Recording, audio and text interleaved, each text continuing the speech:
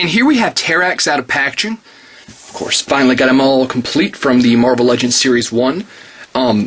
He's a very nice looking figure. Very massive, still not quite anything compared to what we were getting from Toy Biz as far as scale. But he's accurate for what he is in the comics. And once again, each figure gave you a little bit of a read-up about this guy so you know kind of his origin and kind of his history in the Marvel Universe. And while I haven't encountered him a lot, I did read him a little bit as a kid during the Silver Surfer series. But speaking of scale, let's actually get a comparison in here. Of course, this is Claw, also from Series 1.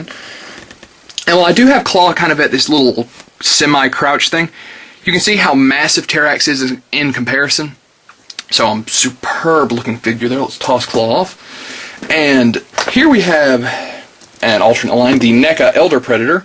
Yes, his arm is broken, trying to get NECA to replace that right now through customer service. But, of course, as you can see here, I've actually kind of got Terrax off at a crouch. They're almost the same size. Predator might just have a little bit more than him. Yeah, I think it's the forehead that gives the Predator just a tiny bit more. But still, a very impressive size. Now, as far as detail, I've heard a lot of people say that the actual finished product looks a little bit different from what we got at the cons. I can't say anything as far as that because I wasn't really following anything. Wasn't really, scoping these out when they were releasing pictures. I saw some general overviews, but I wasn't studying them in great detail. He's a great looking figure with the exception of, well, besides the fact that my crotch is loose, which we'll get onto later, he does have a little bit of paint error on both his legs, mainly right there at the cuff of the boot. You can see the red spill is going up his leg on either one. At first I thought I could slide this gold cuff up and cover that paint up, but no, those are permanently in place. It's just error, as you can see there, once again. So that's too bad, but nothing horrible. Now, as far as accessories, he does have his axe, which came with Hope. Of course, very nice. It's got a lot of little details on it that could have stood to be painted, but nothing horrible. It's still a solid little accessory. So go back out. As far as his articulation, he does a full 360 at the head. Very nice hinge. Arms are on a ball joint. Go out. Do a full 360 despite his shoulder pads, which is really nice. Spin at the bicep.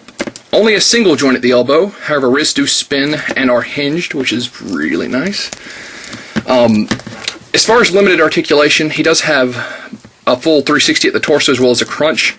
But with the way they've designed his belt to connect, it's kind of you can't really stress it too much because it will pop out. Now, my crotch of Terrax actually did come pretty loose. First time I connected it and the legs are just all over the place. So that's unfortunate, but nothing world-ending. He still stands.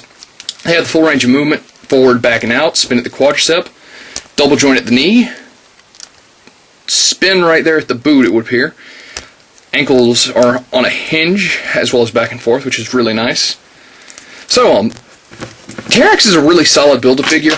I'm still hoping one day Hasbro will get the message and start trying to up the scale like Toy Biz Marvel Legends did, but until that day, this is a really great little figure to put in your space display, maybe have him crushing Silver Surfer or something like that.